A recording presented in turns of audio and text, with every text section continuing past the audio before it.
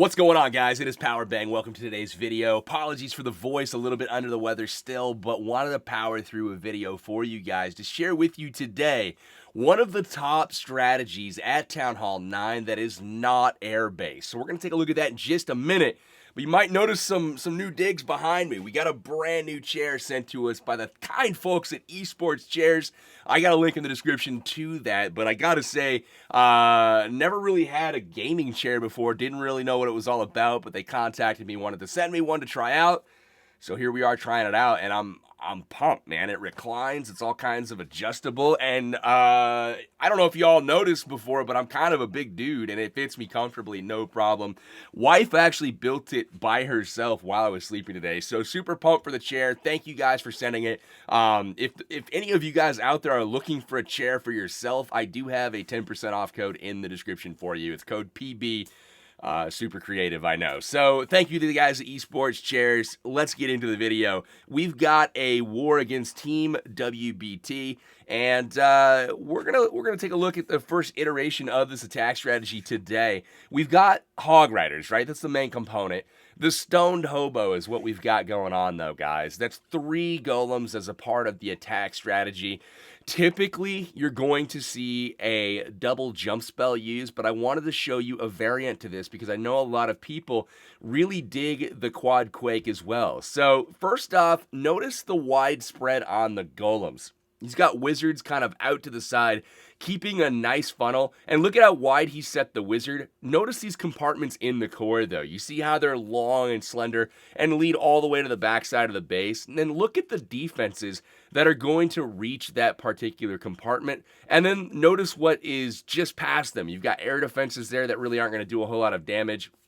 And then the ring on the outside is the only thing that does not reach those compartments. So when you visualize a base, you know, you're thinking, okay, golems and bowlers and heroes for the core, they should get everything. So the quad quake comes down, opens up this compartment, and in the golems go. And at this point, you're going to see the third golem go down. Very commonly done is if you can drop just 2 golems and get a very wide spread on the base, you can see that whole side is completely taken care of. You can save the third golem so it has full health when you enter the base. So that's what's going on here. You can see the bowlers, you can see the heroes doing their thing. They get through into this next compartment to go to the expo. He still has 3 unbroken golems, guys. That's massive. The bowlers get in there. Typically what you see with this strategy is 1 heal spell save for the Hog Riders. So you're going to see a rage and a heal in the core most often for your bowlers.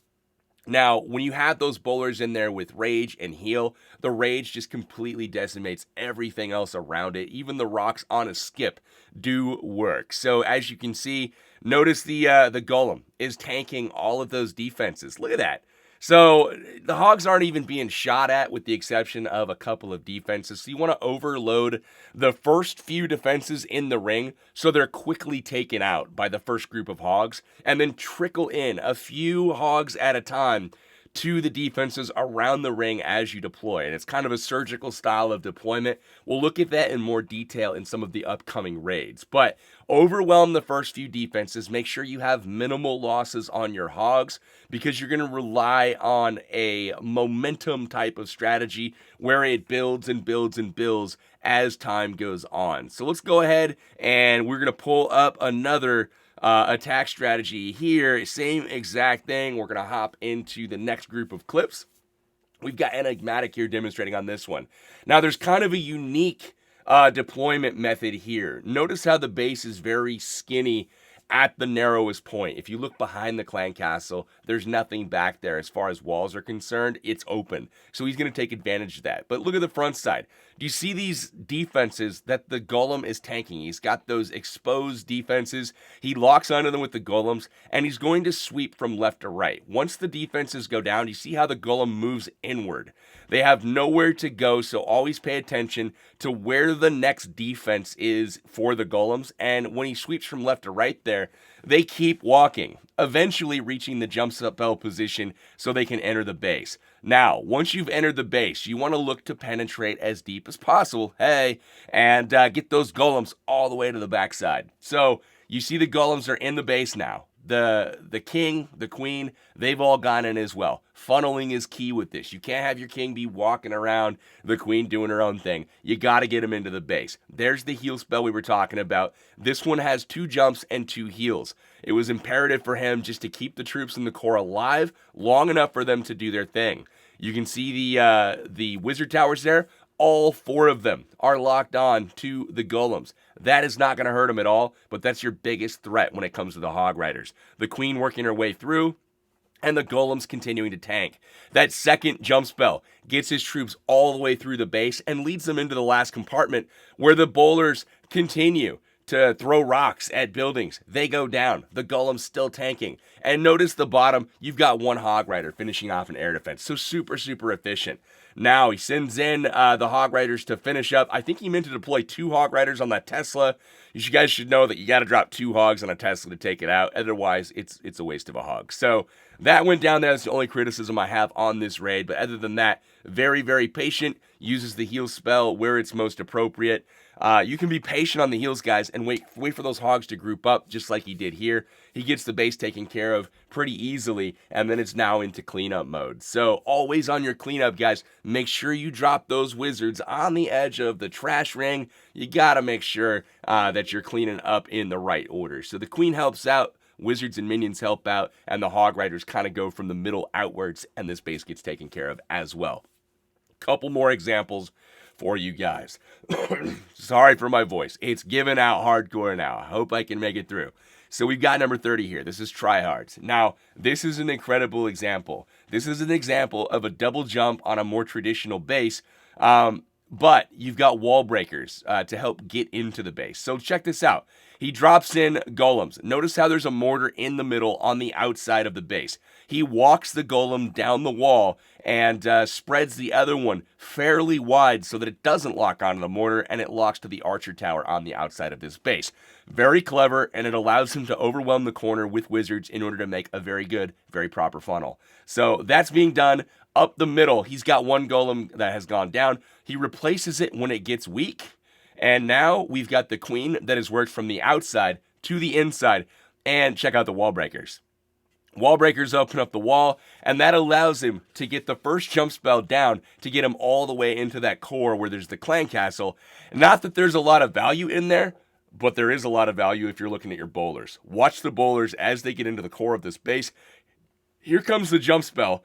The bowlers go in, and there's the second jump spell to get him out the backside. Look at how deep this push is.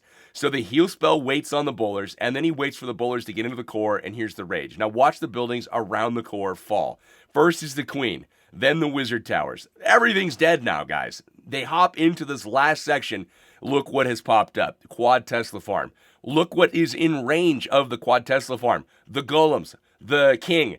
It's distracting everything. He drops in a giant just to make sure that the hogs have adequate cover going into the backside of the base, something that's very, very common. He sends into the backside now Hog Riders. He targets just a few per defense, and because it's the only thing that the core troops could not reach, they have a very easy time sweeping through this base. He even has a couple of hogs left over. All the defenses go down at once. It's almost like an ambush, man. Tryhards, trying hard, takes his base out with ease. Love the attack, man. I've got one more that didn't go quite as planned, but he's able to overcome the adversity, get through the base, and still get the 3-star using the stone HoBo. So let's go ahead and check it out. We'll move up the list here to number 24. We got Cowboy, again, taken out by Tryhards. So again, guys, he's got wall breakers as part of this army. 4 wall breakers coming up.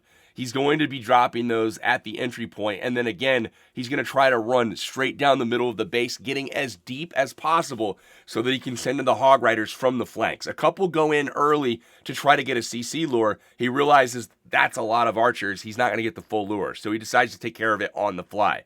So first things first, Test Wallbreaker comes down. It targets that corner. He doesn't want it to target that corner. He wants to target an entirely different compartment, so he waits for the wizards to take out the cannon.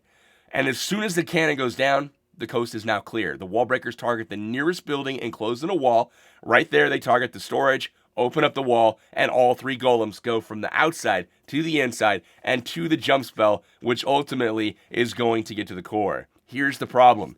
Notice there are no defenses in the core of this base. No Teslas popped. And now, because there are no Teslas in there, the golems don't want to go that way. The closest defense buildings are through the walls here. So you can see up top, he's left behind an air sweeper and an air defense. Those may come back to haunt somebody later on in the raid. They won't do any damage to your Hog Riders, so he lucked out. If it were a defense such as a cannon or something of that nature, that can play a bad trick on you later in this raid. So in addition, his queen walked, but he's able to get the bowlers, able to get the king deep in the base, and look at the damage they do, not only to the king, but also all of those defenses. And again, the Hog Riders come in the backside, very simply target just a few buildings all at once. They all come down at the same time, and he's got a king to deal with. Only a sliver of health left. He's going to have one bowler that is going to target that king, throw one rock, and that is that. King dies. Into the cleanup we go. This, guys, is an extremely strong strategy. We're seeing it all over the place right now at the highest level of the game, and it's the most common ground strategy that I've seen used in the last month or so. That is the stoned hobo. Of course, there's all kinds of variants and whatnot, but really think that this is something you guys should give a whirl to. A little bit technical as far as timing is concerned and really having a good vision for the base, but hopefully this video will help you broke it down a little bit and you're now able to see something that you weren't before. So that's all I got for this episode, guys. Again, I got to thank Esports Chairs for the chair. Got the black and orange, baby. I'm pretty pumped about it. If you guys are wanting to check out the store, feel free to check the link in the description. And if you choose to buy something, completely your call. Use my code PB for 10% off. That's all I got, guys. This is Powerbang. I'm signing out till next time, y'all. Take care. And cue the outro.